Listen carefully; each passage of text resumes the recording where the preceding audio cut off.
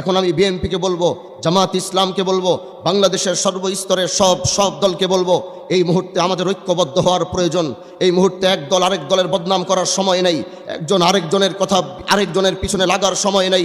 এখনই আমাদের সময়, সমস্ত দল আমরা একসাথে হয়ে, সমস্ত দল একসাথে কাঁধে কাঁধ মিলিয়ে যে সার্বভৌমত্ব রক্ষার বিষয় বারবার আসছে, আমাদের বুঝতে হবে আমরা যুদ্ধ করেছি, হাজী শরিয়াতুল্লাহ যুদ্ধ করেছে, এদেশে ব্রিটিশ বিরোধী আন্দোলন করেছে, পাক হানাদার বাহিনীর বিরুদ্ধে আন্দোলন করেছে। আমাদের অস্ত্রের প্রয়োজন হয় নাই, আমাদের জনগণের প্রয়োজন হয় নাই, আমরা ইমানের মাধ্যমে সবসময় মোকাবেলা করেছি। ইতিহাস টানতে গেলে দেখবেন একই ইতিহাস বারবার আসবে, মুসলমান ইমানের দ্বারা মোকাবেলা করেছে। এজন্য বলবো আওয়ামী লীগ থেকে আমরা শিক্ষা পেয়েছি। এজন্য বর্তমান বাংলাদেশে বিএনপি বলবো, জামাত ইসলাম বলবো, সমস্ত ইসলামী সমমনা দলগুলো বলবো, সবাইকে ঐক্যবদ্ধ হয়ে সার্বভৌমত্ব রক্ষার জন্যে হাতে হাত মিলিয়ে আগামীর বাংলাদেশ গড়বার জন্যে একটি সিদ্ধান্তে আসতে হবে। আর যদি আপনারা সেই সিদ্ধান্তে না আসবেন, তাহলে মনে রাখবেন এদেশের মানুষ আওয়ামী লীগের সাথে যে ব্যবহার করেছে, আপনাদের সাথে একই ধরনের ব্যবহার করবে।